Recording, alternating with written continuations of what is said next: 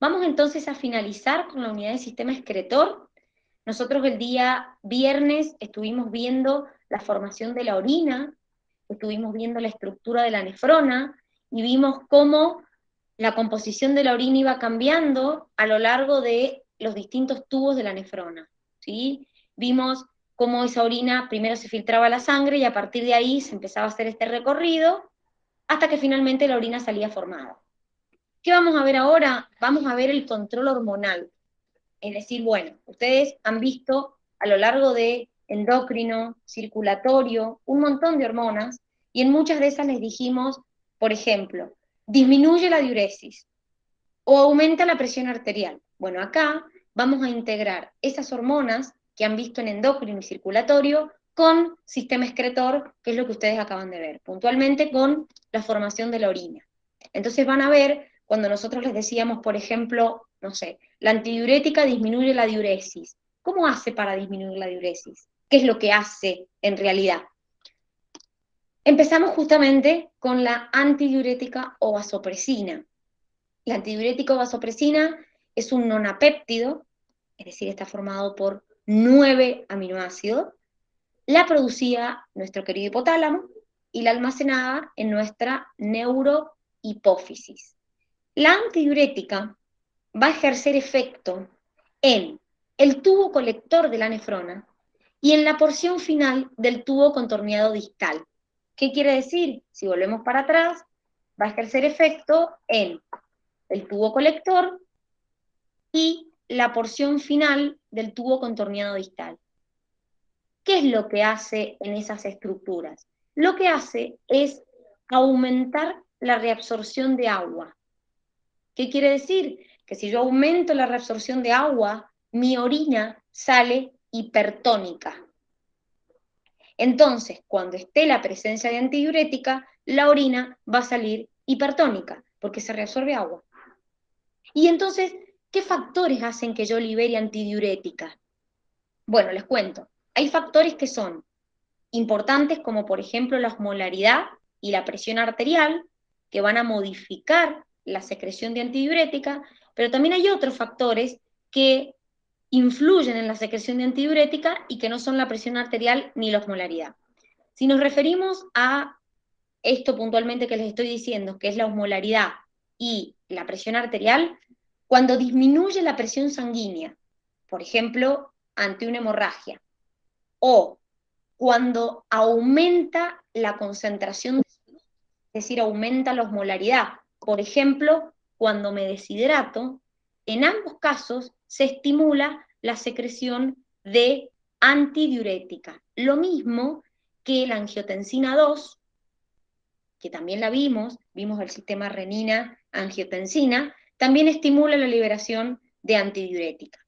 Pero hay otros factores que también influyen en la secreción de antidiurética. Por ejemplo, cuando hace frío, se inhibe la secreción de antidiurética. Entonces, se incrementa el flujo de orina. Cuando tomamos alcohol, el alcohol suprime la secreción de antidiurética. Entonces, incrementamos el flujo de orina. Por eso las personas que están borrachas orinan más, porque se inhibe la secreción de antidiurética y entonces se orina más.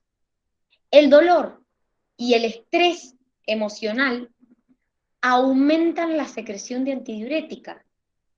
También los vómitos aumentan la secreción de antidiurética. Entonces eso hace que disminuya la producción de orina.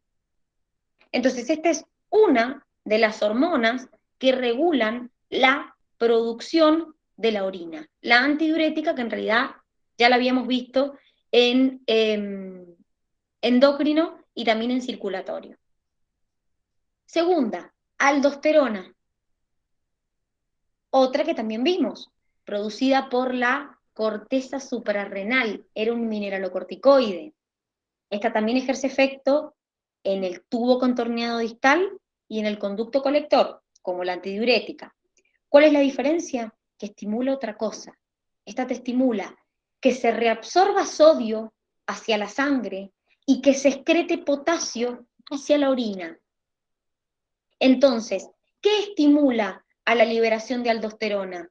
El sodio y potasio en sangre y la angiotensina 2. Acuérdense que el sistema renina-angiotensina, cuando yo liberaba angiotensina 2, esa angiotensina 2 me estimulaba la liberación de aldosterona y de antidiurética que vimos antes.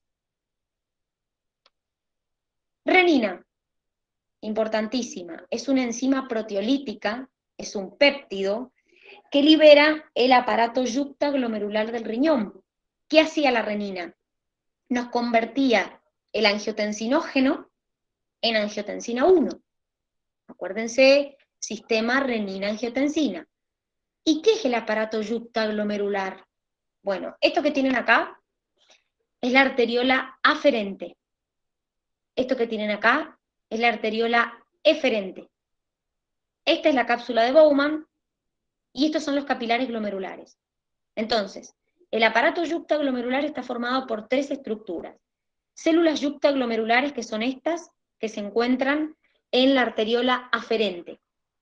Después, células modificadas del tubo contorneado distal que tocan a la arteriola aferente y células entre la arteriola aferente y la eferente que se llaman células mesangiales que también secretan renina.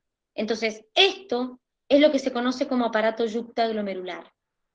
La renina era la que iniciaba la conversión del angiotensinógeno que se producía en el hígado en angiotensina 1. Y ahí se iniciaba el ciclo. ¿Qué factores hacen que yo secrete renina? 1. Cuando se incrementa la circulación de catecolaminas, adrenalina y noradrenalina. Las prostaglandinas, cuando disminuye la presión arterial y disminuye el flujo de sangre al riñón, ahí se estimula la secreción de renina.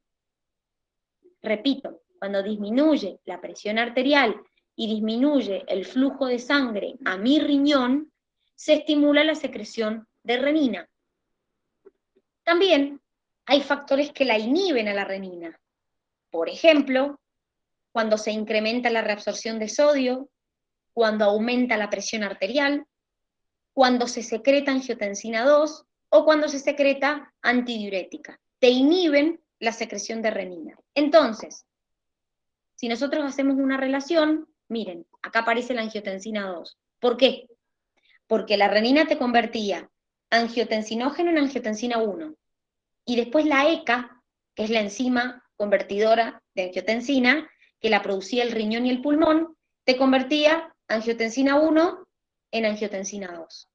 La angiotensina 2 es un péptido que afecta el tubo contorneado proximal y esta era la sustancia activa del sistema.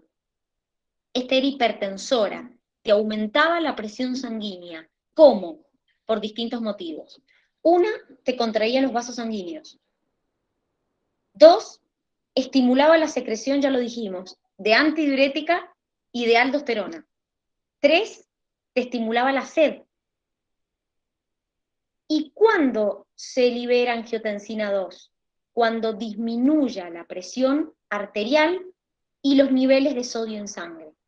Ustedes recuerden, chicos, que es lo mismo que les dijimos en circulatorio y les dijimos en endocrino. Ustedes siempre tienen que ver el efecto que genera para ver qué lo desencadena. Por ejemplo, si yo sé que el sistema renina, angiotensina, aldosterona me aumenta la presión arterial, el efecto que va a desencadenar su activación es que haya disminuido la presión. Porque siempre yo trato de contrarrestar el efecto. Entonces, ¿qué me va a hacer liberar renina? Que disminuya mi presión. ¿Qué me va a hacer liberar angiotensina 2? Que disminuya mi presión. Porque el efecto de ese sistema es aumentar la presión.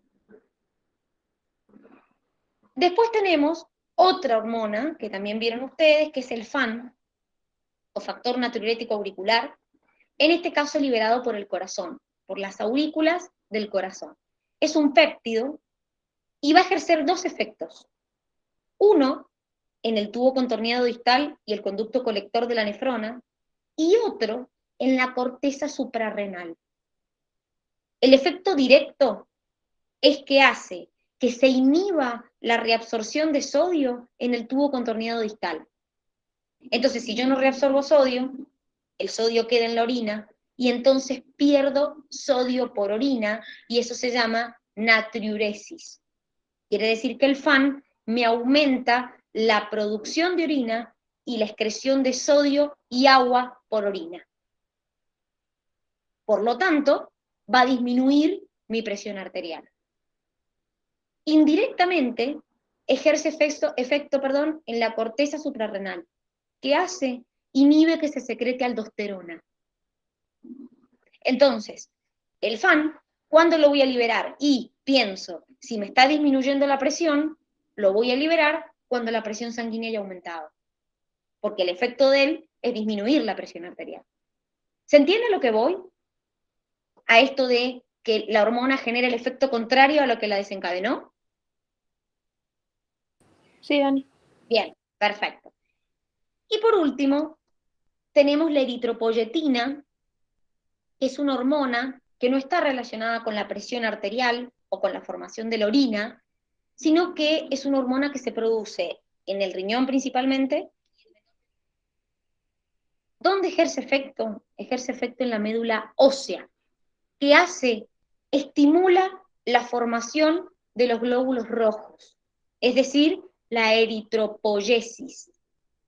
Entonces, ¿cuándo voy a aumentar su producción? Cuando tengo una anemia, cuando tengo una hemorragia, y muchas veces, como su producción, la mayor parte la hace el riñón, cuando las personas tienen alteraciones renales, pueden tener anemias. ¿Por qué? Por esto, porque no producen suficiente cantidad de eritropoyetina. Les cuento una cosita que me olvidé antes. El 10% de las hipertensiones, es decir, de las causas de hipertensión, el 10%, como les dije, se deben a la angiotensina 2. Es decir, contrae las arteriolas, aumenta la resistencia periférica y entonces te genera presión arterial. El 10% de los casos de hipertensión son a causa de la angiotensina 2.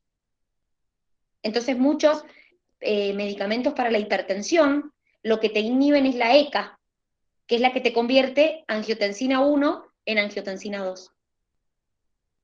Porque muchos casos de hipertensión se deben justamente a la angiotensina 2.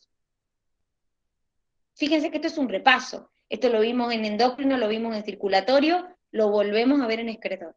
Es un repaso de lo que ya vieron, básicamente. ¿Se ha entendido? Sí. ¿Alguna duda de esto, de las hormonas? ¿No? Bien.